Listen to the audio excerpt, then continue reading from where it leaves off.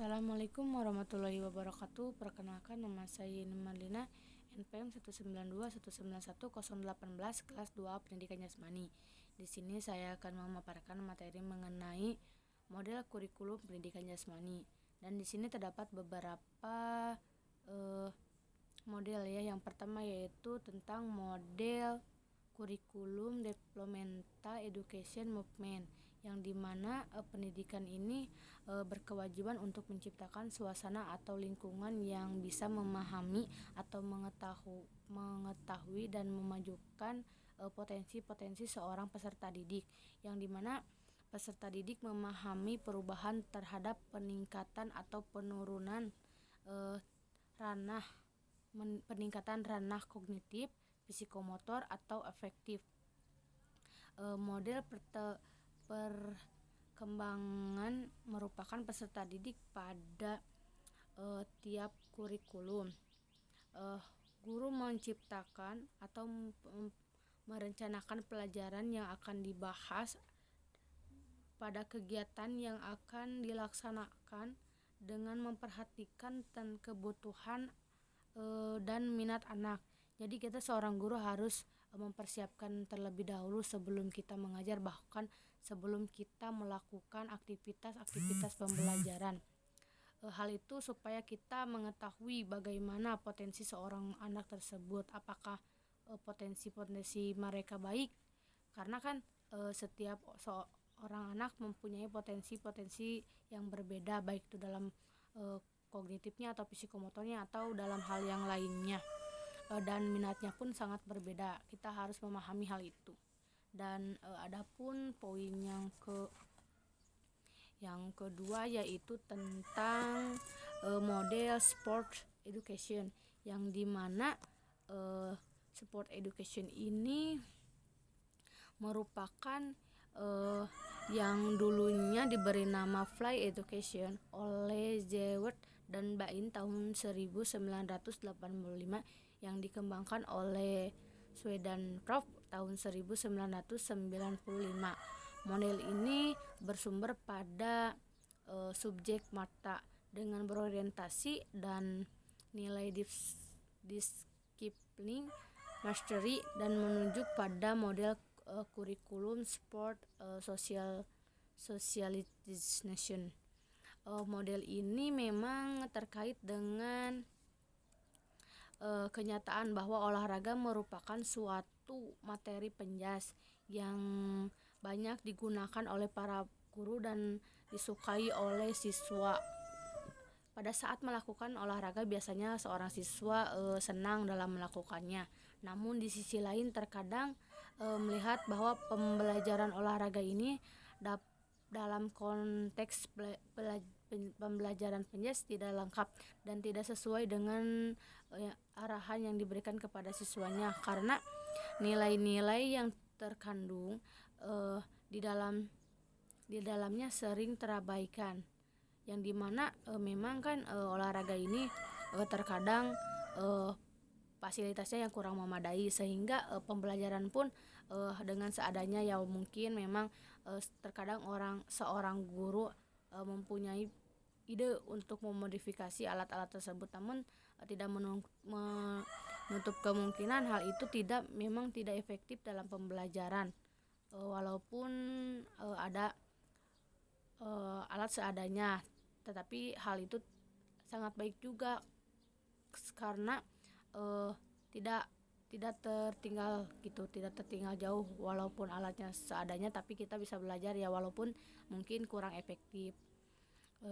Guru-guru lebih sering menggunakan alat-alat yang memang untuk seorang pemain yang sudah benar-benar bisa bermainnya, atau untuk orang dewasa yang lebih mahir dalam melakukan permainan tersebut.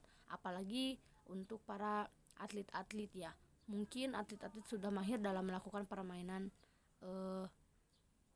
olahraga yang memang mereka minati. Dan yang poin ketiga ada tentang personal meeting, di mana personal meeting ini dianggap menjadi salah satu hal yang sangat penting, menggerakkan individu mencapai suatu prestasi atau suatu nilai-nilai yang bagus. memandang bahwa seseorang yang memiliki personal meaning ini yang sangat positif dalam berbagai hal, dalam berpikir, baik itu berpikiran dalam pembelajaran, dalam mencapai suatu keinginan untuk mencapai nilai yang sangat baik gitu. Dalam kehidupan berkontribusi kepada harapan dan optimisme yang menghargai terjadinya suatu masa buruk dan siklus kehidupan. Memang kan siklus kehidupan ini tidak selamanya baik dan tidak selamanya buruk. Di sini terkadang kita baik dan terkadang buruk, dan kita harus bisa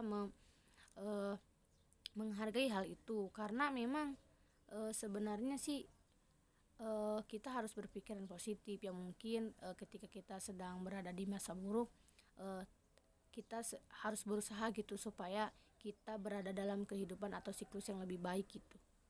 Dan adapun poin yang keempat yaitu tentang model kurikulum heart rated physical fitness, yang dimana model ini pemeliharaan dan peningkatan status kebugaran jasmani peserta didik merupakan fokus utama programnya. Perencanaan model ini berlangsung berhaya aktivitas jasmani merupakan inti dari gaya hidup sehat. Ya memang dengan melakukan aktivitas fisik atau aktivitas jasmani, insya Allah tubuh kita sehat gitu. Apalagi kalau rutin, dan tidak usah dengan langsung capek gitu, tapi bertahap dari yang mudah ke sukar ke sulit seperti itu. Dan lakukanlah olahraga ini sesuai dengan porsinya masing-masing. Terus bahwa perkembangan gaya hidup yang demikian memerlukan pengetahuan yang dimana mengenai kebugaran jasmani yang meliputi hubungan aktivitas dan kesehatan, keterampilan jasmani menyehatkan, dan komitmen terhadap keutamaan latihan.